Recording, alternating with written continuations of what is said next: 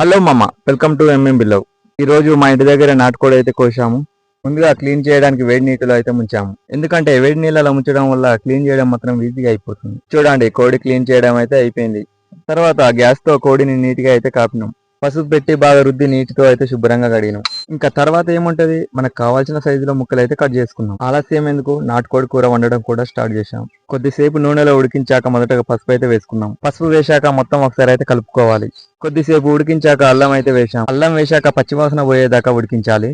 తర్వాత దానికి సరిపోయేంత కారం అయితే వేసుకున్నాం. కారం వేశాక బాగా కలుపుకోవాలి, ఎందుకంటే కారం ముక్కకు మంచిగా పట్టాలి కాబట్టి.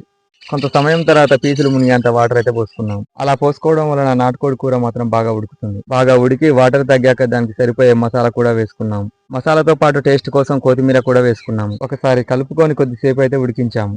ఇప్పుడు వేడివేడిగా నాటుకోడి కూర అయితే రెడీ అయింది. నాటుకోడి టేస్ట్ మాత్రం అదిరిపోయింది మామ. నాటుకోడి అంటే నాకు చాలా ఇష్టం మామ. మీకు కూడా ఇష్టం అయితే కామెంట్ చేయండి. వీలైతే మీ ఫ్రెండ్స్ కి షేర్ చేయండి. Thank you.